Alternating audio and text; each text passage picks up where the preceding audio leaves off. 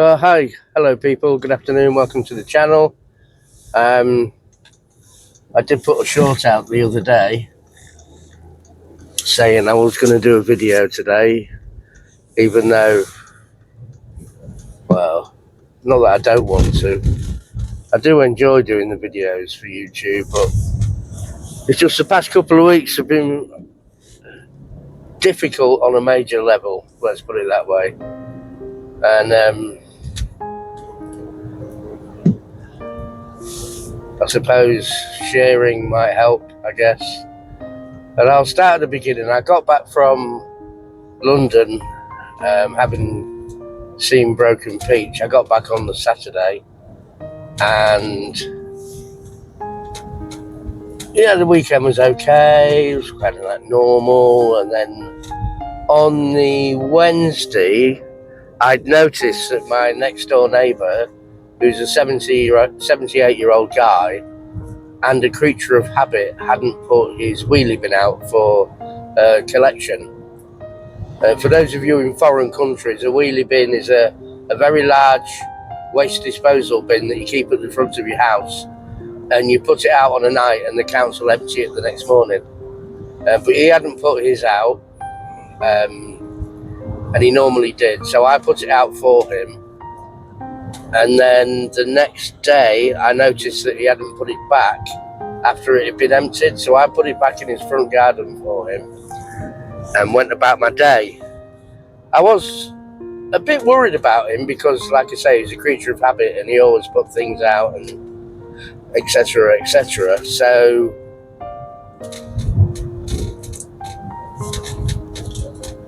I was a little bit concerned that he hadn't done that. When I finished work, I went and knocked on his door quite loudly because he is quite deaf. I went and knocked on his door to check on his welfare, make sure he was okay, and there was no answer. So I went round to the back of the house and went to knock on his back door. I noticed his mobility scooter was in his back garden, so he was home. But there was, again, no answer.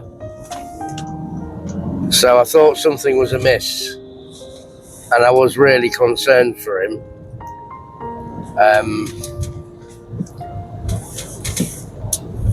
So I rang the police and I said, look, I'm concerned about my next door neighbour. I explained the situation, and they were like, well, there's nothing we can do. You're best off calling him an ambulance. I said, but I don't know there's anything wrong with him. I just want to check on his welfare.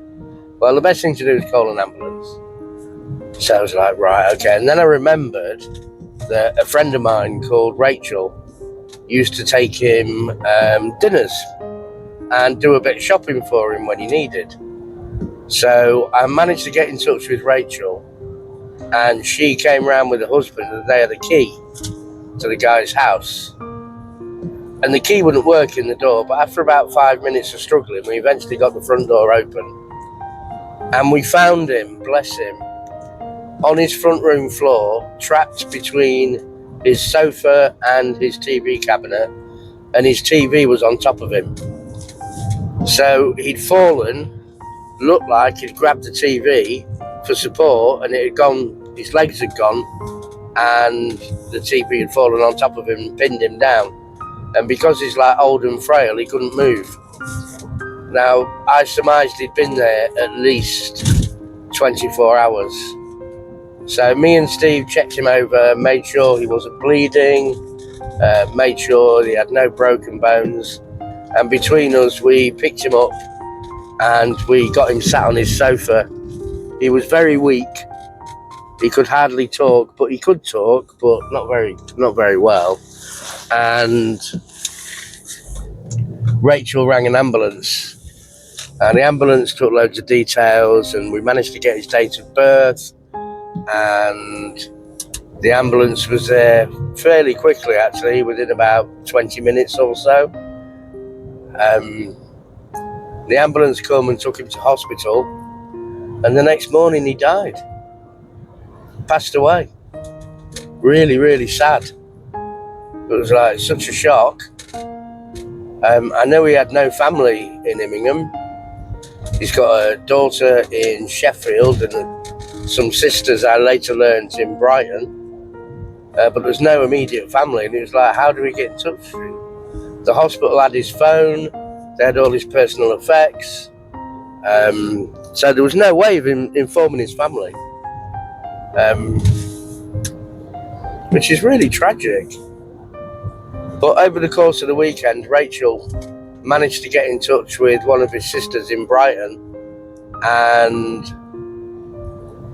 they came on Monday, so this was like 3 days after he'd passed away, and I got a phone call at home from a friend of mine saying, "Guys, Dave's sisters are in the pub.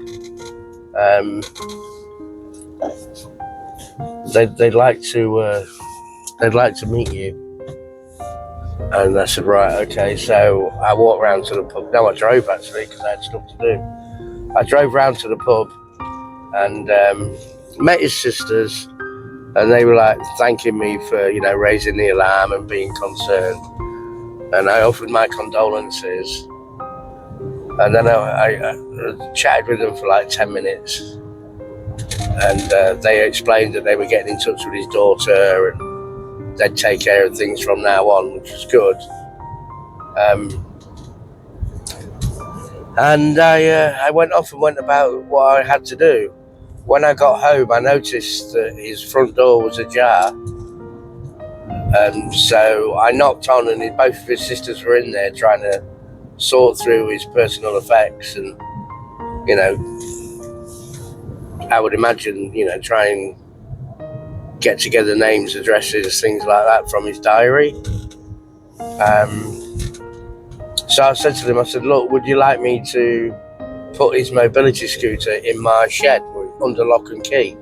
Because at the moment it's out in the back garden, anybody could just come and take it. And they said, yeah, if you could. So I took his mobility scooter, I put it in my, I've got like a lean-to at the back of my house. I put it in there and I put it under lock and key where it's safe. And I left them my phone number, and I've not heard from them since. I don't know when his funeral's going to be, if he's even going to have one. Is he having a pure cremation? Is he having a pauper's funeral? I don't know. I have no idea. I really should have took the sister's number, but I thought, they've got my number, they'll ring me and keep me posted. So I don't know what's happening. That was, on the Monday afternoon. On that Monday morning, I'd received a call from a friend of mine saying a mutual friend of ours who had been recently diagnosed with bladder cancer,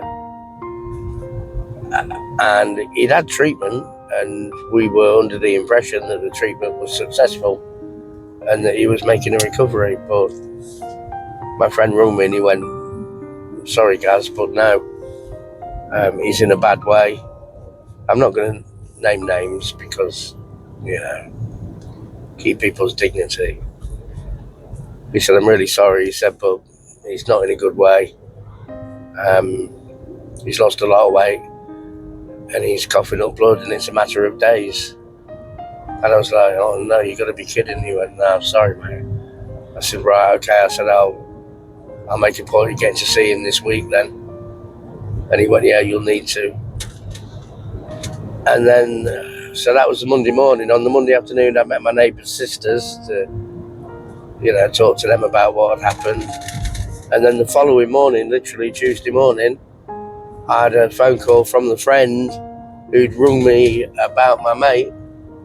And he said, I'm really sorry. He said he's passed away this morning. And I was like, no way. I did not want to hear that. He was a good mate. He was like a brother. And absolutely heartbroken. And he didn't want any kind of funeral service. He wanted a pure cremation. So there's not going to be any kind of service for friends or family. But I have been speaking to his wife and his daughter, and we are going to do like a celebration of his life. because it was his birthday soon. So we're going to do his celebration of his life in the pub and, give him a send-off from his friends, I guess. So yeah, it's been a really crap couple of weeks. It could be better. I'm just grateful and thankful that I've got what I've got, and I've got my health, and I've got good mates. I've got really good mates. We've all had to band together and support each other, because losing him was a big blow, because we were like quite a social group, a large social group, and it's affected a lot of people. It's upset a lot of people, because he's only 63. He's only 2 years older than me. And it's just horrible. And on top of that, I've got all the crap going on as well. I mean, I don't want to be a moaning Minnie, but it's just life, and life throws your difficulties, and it throws your curveballs, and it throws your loss and grief, and I just want to get it off my chest. One of the tyres on my car went pop last week when I was on my way to go see my grandchildren. So I had to get a new tyre fitted on the rear of the car, which cost me a lot of money because it's not a normal tyre. And then I got a dirty great crack in me. I had something go bang against my windscreen, and I've got a dirty great 6-inch crack on my windscreen, so I've had to shell out this week for a new windscreen, which is getting fitted on Tuesday. Fortunately, I do have car insurance for windscreen cover, but you got to pay the excess, which is well over £100. And it's like, I don't earn anything from YouTube. I don't have enough subscribers for monetization. I wish I did. Then I could retire. But I don't earn anything from YouTube. I do all of this at my own expense. And it'd be nice if I had a sponsor, somebody who could help me out financially, but I don't. I don't have any help from anywhere or anybody. Everything I do out of my own pocket, and it's difficult. And I'd like to get to the point where I'm monetized, but I'm just not there. And I have felt like quitting sometimes. I felt like, what am I doing it for? But I enjoy it. I enjoy doing this. I enjoy driving and talking and doing different things. And, it's important to get stuff off your chest. And when you live alone, you sometimes can't always do it. But I could sit and talk to my cats, Ozzy and Scout, but they're not really the ideal outlet. So the only thing I've got is sit in my car, drive around places, film what I'm doing, and talk to you guys that are watching. And I appreciate it. If you are watching, please hit like, please hit subscribe. If you're a millionaire, please hook me up with about 50 grand and I'll be alright. That's not gonna happen. But yeah, so that's been my last couple of weeks. That's why I haven't put anything out. It's just been really sad, really. Really awful.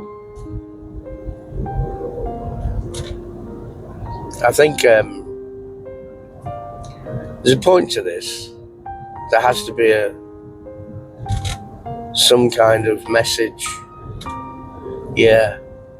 If you've got an elderly neighbour or a vulnerable neighbour and you haven't seen them for a day or two, or they break their routine, like if they haven't put their bins out, or if there's mail stuck in the letterbox that hasn't been moved for days, or a day or two, raise the alarm, check on them. If they're okay, you're not hurting anybody.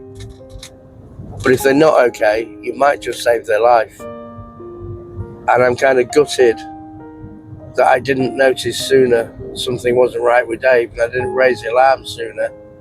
He might still be alive. It was just really, really horrible. So, yeah, check on your neighbours. You might just save their life.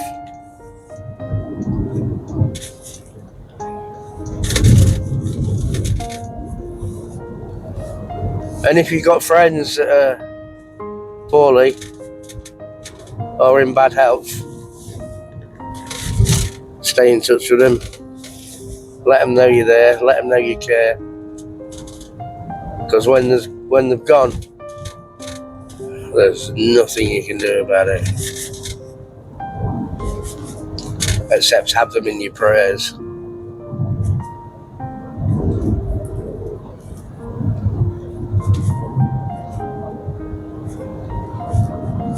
Hey. So yeah, that's been my last 2 weeks.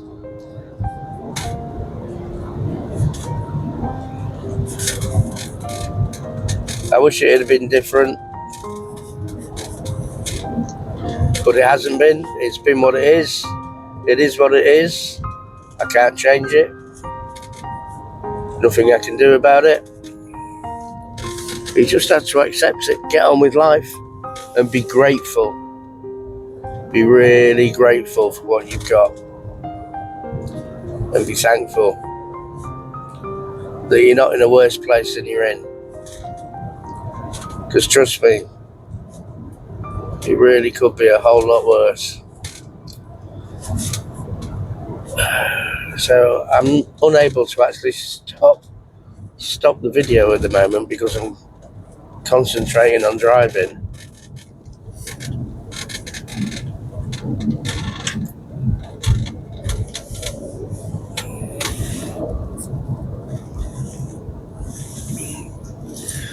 So yeah, we'll stop there and we'll say take care of each other, be nice to each other, be good to each other, and ciao for now.